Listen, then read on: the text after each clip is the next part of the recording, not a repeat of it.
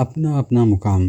آہستہ آہستہ وہ احساس تذلیل چھٹتا گیا، پھر غصے نے بڑھ کر مجھے بے بسی اور قسم پرسی کی کیفیت سے گھسیٹ کر باہر نکال لیا۔ میں کونے سے باہر نکل آیا، غصے سے میرے کانوں کی لویں سرخ ہو رہی تھیں۔ یہ کیا مذاق ہے؟ گھر بلا کر بےعزتی کرتے ہو؟ پہلے خواب دکھا کر میرے دل میں آرزو کا دیا جلایا، پھر مستوں کی زبان سے مجھے مزدہ سنایا، پھر اسباب پیدا کیے، اور اب جب میں حاضر ہو گیا ہوں تو احساس گندگی دلا کر میری تذلیل کی جا رہی ہے۔ میں نے کب دعویٰ کیا تھا کہ میں پاک ہوں؟ میں نے کب دعویٰ کیا تھا کہ میں تیرے گھر میں قدم رکھنے کے لائق ہوں؟ پھر بھی میں تیرا بندہ ہوں، تیری تخلیق ہوں۔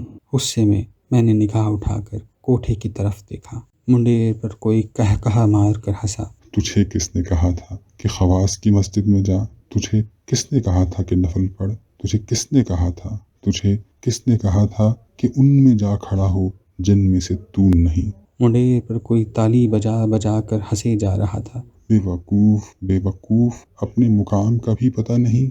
ہر کسی کا اپنا اپنا مقام ہوتا ہے۔ ادھر آ، ادھر میرے کوٹھے کے ارد گرد پھیرے لے۔ یہی تیرا مقام ہے، یہی تیری غایت ہے، یہی تیرا منتہا ہے۔ میں دیوانہ وار کوٹھے کی طرف بھاگا۔